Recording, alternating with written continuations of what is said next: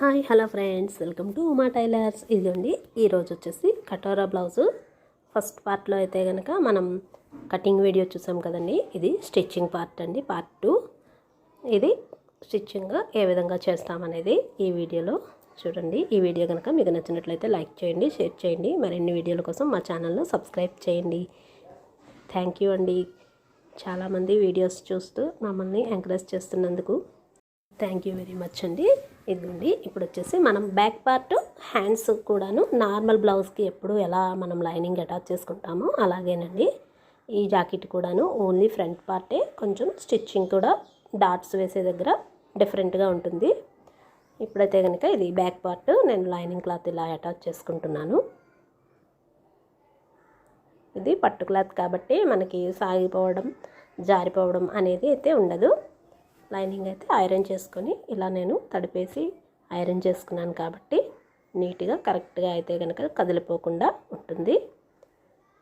ఇలా మొత్తం కూడా లైనింగ్ నేను అతుక్కున్న తర్వాత చివర్లంతా కూడా వేస్ట్ అంతా కటింగ్ చేసేసుకున్నాను. ఇప్పుడు నడుం బెల్ట్ కోసం ఇలా 1.5 ఇంచు క్లాత్ స్ట్రైట్ పీస్ తీసుకొని కుట్టు వేసుకొని పైన లైనింగ్ మీద కుట్టు కూడా వేసుకుంటున్నాను. దీనిని ఇలా మడిచేసుకుని మనం బ్యాక్ డాట్స్ వేసుకుంటాం కదండి, నార్మల్ బ్లౌజ్కి వేసుకునేలాగానే బ్యాక్ డాట్స్ ఇలా వేసుకుని బ్యాక్ పార్ట్ అయితే కనుక ఈ విధంగా రెడీ అయిపోయింది. ఇప్పుడు వచ్చేసి హ్యాండ్స్ పొడవు ఎంతో చూసుకొని నేనైతే కనుక ఇది అంచు ఉంది కాబట్టి గుచ్చుకోకుండా ఇలా తిప్పుకుంటున్నానండి. లేదు కాటన్ ప్లెయిన్ అనుకుంటే కనుక మనం చేతి పనికి పెట్టుకోవచ్చు. ఇలా లైనింగ్ అతుక్కున్న తర్వాత తిప్పి పైకుట్టు వేసుకొని హ్యాండ్ మీద ఇలా చివరికి కుట్టు అయితే కనుక వేసుకున్నాను. ఇలా లైనింగ్ మొత్తం కూడా హ్యాండ్ పార్ట్ అటాచ్ చేసుకున్నాను. హ్యాండ్స్కి అయితే కనుక అతుకులు పడతాయండి, అవి కూడా వేసుకుంటాను. ఇదిగోండి, ఇప్పుడు వచ్చేసి ఇది ఫ్రంట్ పార్టే కొంచెం డిఫరెంట్గా ఉంటుంది.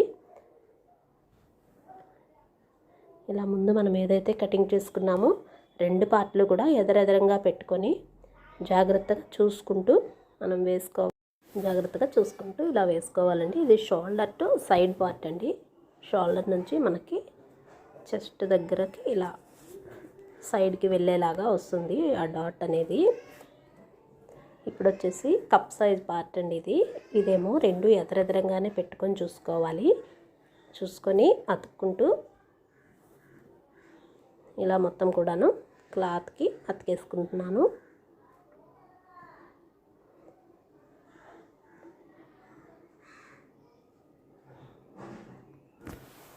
ఎదురెదురంగా పెట్టి చూసుకోకపోతే ఒక్క నిమిషం టైం తీసుకున్నా కానీ మళ్ళీ మనం ఓపెన్ చేసుకుని కుట్లు ఊడదీసే పని అయితే కనుక ఉండదు. కాబట్టి ఇలాంటి బ్లౌజెస్ వచ్చేపాటికి కొంచెం డైలీ బ్లౌజెస్ కంటే కూడాను ఇలాంటి కొంచెం రిస్క్గా ఉంటుంది స్టిచ్చింగ్. కాబట్టి మనం 1-2 సార్లు చూసుకుంటూ కుట్టుకుంటే బెటర్. ఇప్పుడు వచ్చేసి చూడండి, రెండు పార్ట్లు కూడాను ఇలా సమంగా సరిపోయినాయి.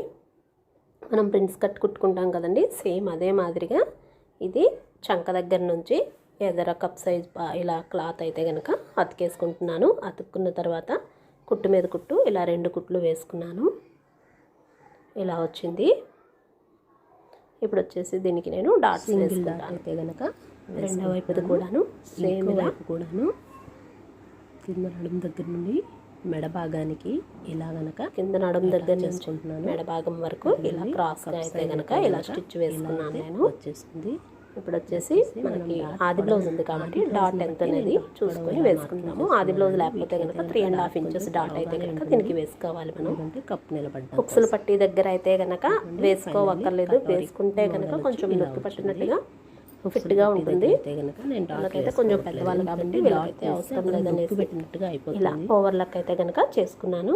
ఇలా ఇప్పుడు వచ్చేసి షేప్ బెల్ట్ కోసం ముందుగా ఇలా క్లాత్లు అయితే కనుక పైన క్లాత్ ఒక లైనింగ్ క్లాత్ అండ్ కింద ఒకటి లైనింగ్ క్లాత్ అండి. మొత్తం 3 క్లాత్లు అయితే కనుక తీసుకున్నాను. ఒక లైనింగ్ క్లాత్ పెట్టుకొని మొత్తం 3 క్లాత్లు ఇలా అయితే కనుక కుట్లు వేసుకుంటున్నాను. ఇప్పుడు అది ఖర్చులు మనకి కనపడకుండా లోడింగ్ అయితే కనుక అవుతుంది పైన వైపు. నేర్చుకునే వాళ్ళు సింపుల్గా ఈజీగా నేర్చుకునేలాగా ఇలా కటింగ్ అయితే కటింగ్ వీడియో పార్ట్ 1లో నిలబడి ఉండేలాగా వస్తుంది షేప్ బెల్ట్. ఫస్ట్ ఏదైనా కానీ ముందు మనకి కటింగే కదండి పీసులు రాకుండా గుచ్చుకోకుండా కూడాను ఉంటుంది. అది ఇలా మొత్తం కూడా షేప్ బెల్ట్లు 2 పార్ట్లు కూడాను నేను అతికేసుకున్నాను. ఇప్పుడైతే కనుక షేప్ బెల్ట్కి ఇలా పై కుట్టు అయితే కనుక వేసుకుంటున్నాను. పై కుట్టు అయితే కనుక వేసుకుంటున్నాను. ఇలా వేసుకున్న తర్వాత హుక్స్లు పట్టింది సరిపోయిందా లేదని చూసుకొని ఎంత పొడవు వచ్చిందో చూసుకొని నడుం భాగం మనం ముందుగా రెడీ చేసిన మన బ్లౌజ్ అయితే బ్యాక్ పార్ట్ ఉంది కదా దానికి సమానంగానే ఇలా అయితే కనుక నేను మార్కింగ్ చేసుకొని ఇది మడత వేసుకుంటున్నాను. ఇలా సింగిల్గా ముందైతే ఒక మడత వేసుకున్నాను. ఇలా వేసుకోవడం వల్ల మనకి ఎగుడు దిగుడు రాకుండా ఉంటుంది. నీట్గా ఫినిషింగ్ అయితే కనుక చివర్లో కూడా ఇదిగోండి సైజు మళ్ళీ షేప్ బెల్ట్ వేసాక ఇలా అయితే కనుక రెడీ అయింది. ఇప్పుడు ఉక్సులు పట్టి పట్టి వేసుకుంటున్నాను. పై క్లాత్ లైనింగ్ క్లాత్ ఇలా అటాచ్ చేసుకున్నాను. మనకి మెడ కూడా సరిపోయిందా లేదా ఆది బ్లౌజ్ అనేది చూసుకొని అటాచ్ చేసుకున్నాను. ఉక్సులు పట్టి కాజాలు పట్టి వేసుకున్న తర్వాత మడత కుట్టుకుంటూ సమంగా కొంచెం కటింగ్ చేసుకుంటే కనుక సరిపోతుంది. వేసుకున్నాను. ఉక్సులు పట్టి పైన పై కుట్టు లైనింగ్ మీద వేసుకొని లోపలగా అయితే మడి చేస్తాను కదా.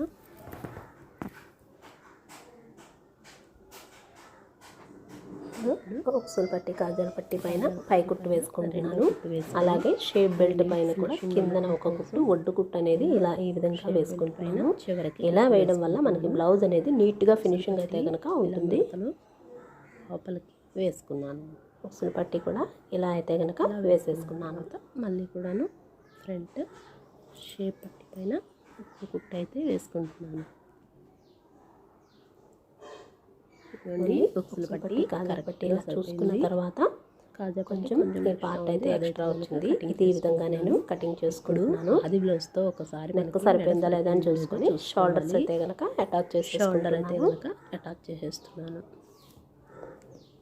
ఎందుకంటే ఇది కటోరా బ్లౌజ్ కదండి. మెడ దగ్గర 4 ఇంచెస్కి మనం కటింగ్ చేసినప్పుడు కొంచెం ఎక్కువ తక్కువ అయితే మెడ చూసుకొని మనం షోల్డర్ మీద 2 కుట్లు వేసుకున్న తర్వాత మెడ పట్టి దగ్గర కటింగ్ చేసుకుంటే సరిపోతుంది. హ్యాండ్స్ పార్ట్ అయితే కనుక షోల్డర్ అతికేసుకున్న తర్వాత కొంటున్నాను. వచ్చేసి ఇలా ఇలా షోల్డర్ దగ్గర నుంచి ఒకవైపుకి మళ్ళీ ఇది ఫ్రంట్ వైపుకి ఇలా చూసుకొని అతుక్కుంటే మనకి హ్యాండ్ అనేది సాగిపోకుండా ముడతలు రాకుండా అంతే ఉంటుంది. హ్యాండ్ చూసుకొని అతుక్కుంటే ఇలా మొత్తం కూడాను సమంగా వస్తుంది. లేదంటే షోల్డర్ చూసుకొని ఇలా అయితే కుట్టు మీద కుట్టు అయితే కనుక వేసుకుంటున్నాను. ఇప్పుడు వచ్చేసి ఇది మనకి సైడ్స్ జాయింట్ చేసుకుంటున్నాను. ఫస్ట్ అనేది ఒక కుట్టు అయితే కనుక ఒక సైడ్ ఇలా నేను వేసుకుంటున్నాను. ఎగుడు దిగుడు ఏది రాకుండా ఉండడం కోసం మనకి తెలిసిపోతుంది. ఫస్ట్ చివరి కుట్టు ఒకటి వేసుకొని ఆది బ్లౌజ్ హ్యాండ్ లూజ్ అయితే ఎంతైతే ఉందో ఇలా మార్కింగ్ చేసుకుంటే అలాగే చంక భాగం కూడా ఎంత ఉందో చూసుకుంటూ మార్కింగ్ అయితే చేసుకున్నాను. చేతి లూజు చంక లూజు ఈ విధంగా నేను పెట్టుకున్నాను. నడుం దగ్గర కూడా చూసుకొని సెంటర్ చేసి ఇలా అయితే ఈ విధంగా చేసుకున్నాను.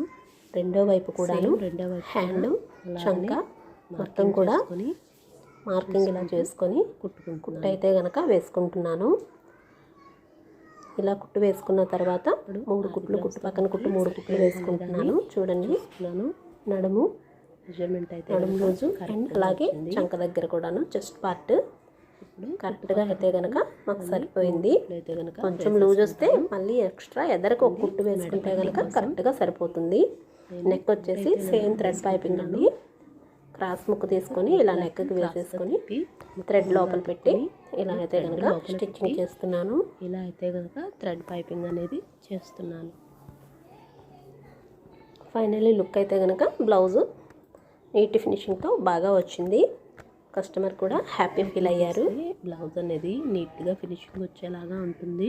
ఇవ్వండి థ్రెడ్ పైపింగ్ అయితే కనుక ఇలా అయిపోయింది. ఏ క్లాత్ అయితే ఇంకా చేతి పని లేకుండా మళ్ళీ క్లాత్ లోపలికి మడుచు ఇలా వేసుకుంటున్నాను. ఇలా అయితే కనుక నేను ఇంకో కుట్టు వేసేసుకున్నాను. ఇది అన్ని బ్లౌజులకి వేస్తే బాగోదు. కొన్నిటికి హ్యాండ్ వర్క్, కొన్నిటికి లోపల నుంచి లోడింగ్ థ్రెడ్ పైపింగ్ వేసుకుంటే బాగుంటుంది. ఫైనల్లీ బ్లౌజ్ లుక్ అయితే కనుక ఇదిగోండి ఇలా ఉంటుంది. Thank you for your watching. Thank you for your watching.